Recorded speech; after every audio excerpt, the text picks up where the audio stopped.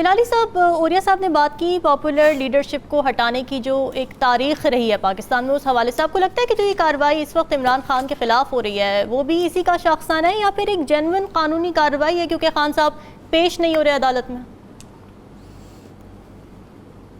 نہیں، اس میں کچھ چیز جینیوئن نہیں ہے. وہ اس لیے جینیوئن نہیں ہے جو اوریا صاحب نے ایکسپلین کیا ہے. کسی کیس میں کچھ ہے ہی نہیں. یہ cases are not they don't have the gravitas کہ ایک ملک کا ایجنڈا کو آپ یوسرپ کر دیں اور 1 سال سے اس ملک کو اس راستے پہ آپ لے جائیں جو یہ ملک تباہ ہو جائے گا اگر یہ چلتا رہا اس طریقے سے. کیا دیکھ رہے ہیں ہم 1 سال سے؟ پکڑو نہیں پکڑو، پولیس آیا، شیلنگ ہوئی، جلسے ہوئے، اور کیا ہوا؟ nobody wants to invest. آپ کو میں بتاتا ہوں 10 مہینے سے فارن انویسٹرز جنہوں نے انویسٹ کیا ہے اس ملک میں وہ پیسے نہیں لے جا سکتے، اپنا روکا ہوا ہے. مائی گاڈ، آپ نے تو ان کو انوائٹ کیا، وہ آپ کی انویٹیشن ایکسیپٹ کر کے آئے ہیں، اور جب وہ آئیں اور انویسٹ کریں اس لیے کہ آپ اس قسم کی گیمز کھیلنا چاہتے ہیں، آپ ان کو اپنا پیسے نہ نکالنا چاہتے ہیں نہ پروفٹ لے جا سکتے ہیں. دیکھیے، میں آپ کو 2 چیزیں بتا دوں کیا ہم نے سیکھا ہے. ہم نے یہ سیکھا ہے کہ جب عوام کا ہیرو اور انسٹیٹیوشنز کے ہیرو مختلف ہوتے ہیں تو پھر نیشن کو، قوم کو نقصان ہوتا ہے. سمجھو. دوسری بات، آپ نے کہا کہ یہ اپنے سپورٹرز کے پیچھے چھپ رہا ہے عمران خان. نو، وہ اس کو بچانا چاہتے ہیں. لیٹس بی کلیئر، وہ اس کے آگے آنا چاہتے ہیں اور کھڑے ہونا چاہتے ہیں. کال تو پی ٹی آئی کی طرف سے دی جاتی ہے نا، ٹویٹر بھرا ہوا ہے اس وقت، اور پی ٹی آئی کے آفیشیل پیجز سے کالز دی گئی ہیں کہ زمان پاک پہنچے. کال سے کیا ہوتا ہے اس پاکستان میں؟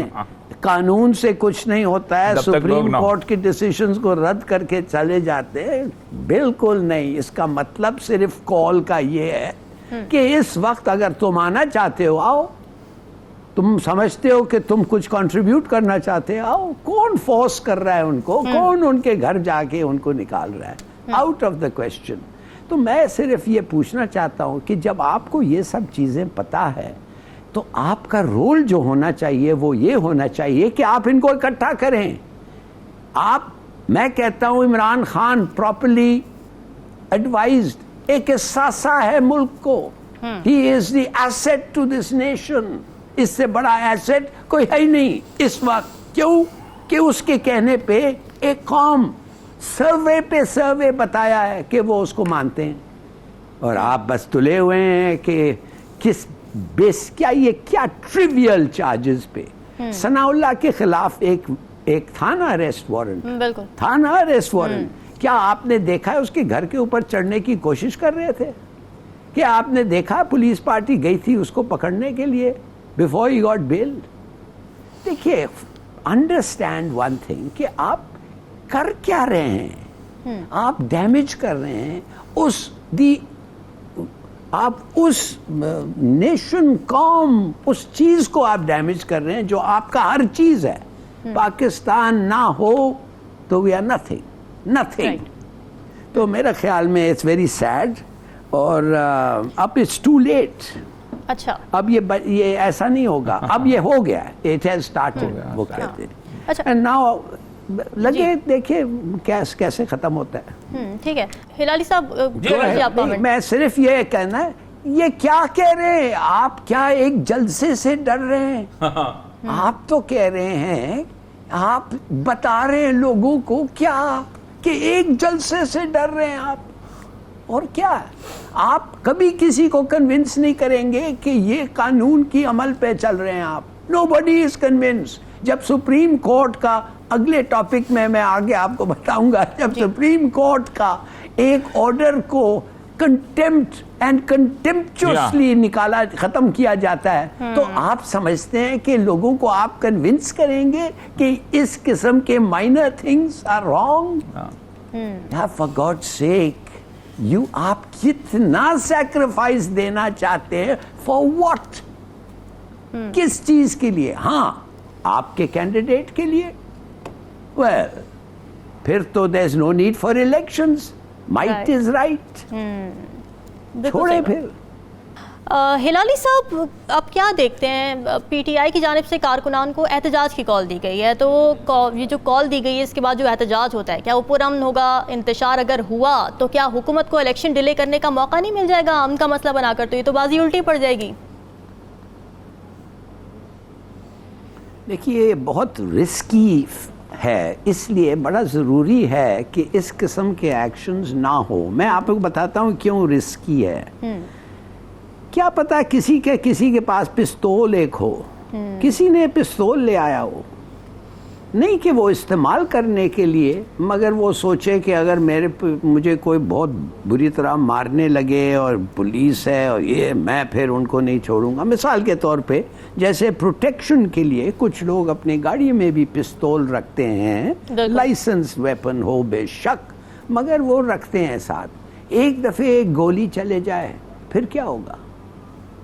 کتنے لوگ مارے جائیں گے؟ آپ نے دیکھا نہیں ماڈل ٹاؤن میں کیا ہوا؟ بالکل افسوسناک۔ میں نہیں کہتا کہ ماڈل ٹاؤن اس طریقے سے پلاننگ تھا کہ بے ان آرمڈ عورتوں کو اور پریگننٹ عورتوں کو گولی منہ میں ماریں، میں نہیں کہتا کہ وہ نکلے تھے اس ارادے سے، مگر میں یہ ضرور سمجھتا ہوں کہ جب بیڈلی ٹرینڈ لوگوں کے پاس ایک ویپنز ہیں، وہ کسی وقت بھی وہ نکال کے شروع کر سکتے ہیں، اور اگر سویلینز ہیں جو سمجھتے ہیں کہ ان کے ساتھ جو ہو رہا ہے بڑی زیادتی ہے تو وہ بھی کر سکتے ہیں، تو وائی رسک اٹ؟ میری بات یہ ہے کہ وائی رسک اٹ؟ دیکھیے اگر کوئی معاف کریے کہ ان کو آنے دیا گھر کے نزدیک، گھر کے گیٹ کے ساتھ، جوش ولولہ، سپیچز، ہر چیز، اس لیے کہ ہم لوگ کہتے اگر نہیں آنے دیتے تو ان کا حق نہیں دیا جا رہا ہے، یہ کس قسم کا ڈیموکریسی ہے؟ یس آئی کنفیس، مگر اگر میں انچارج ہوتا اس وقت، میں کہتا ٹھیک ہے لوگوں کو کہنے دو کہ آئی ایم ناٹ ڈیموکریٹک، کہنے دو کہ میں یہ ہوں وہ ہوں، مگر میں خطرہ نہیں چاہتا، میرے ملک کو نقصان نہیں چاہتا، ہم لوگوں کو اور انسٹیٹیوشنز کو لڑائی اس حد تک کہ خون ابھی آ جائے ہمارے درمیان میں، therefore I will not permit it۔ مگر نہیں، انہوں نے مجھے سمجھ نہیں آ رہی ہے، یہ ایک طریقے سے یہ جو پی ڈی ایم گورنمنٹ ہے یہ پروووک کر رہے ہیں لوگوں کو، تو یہ کیا ہے بھائی؟ واٹ از دس؟ کیا چاہتے ہیں؟ اس لیے لوگ کہہ رہے ہیں، مجھے ابھی ایک یہ آیا ہے، کون ہے انچارج؟ اس لیے کہ ہم نہیں سمجھتے کہ پاکستان انچارج ہے جو ہو رہا ہے، ہم نہیں سمجھتے ہیں کہ وہ لوگ ہیں جو ملک کے خیر خواہ ہیں اس پہ۔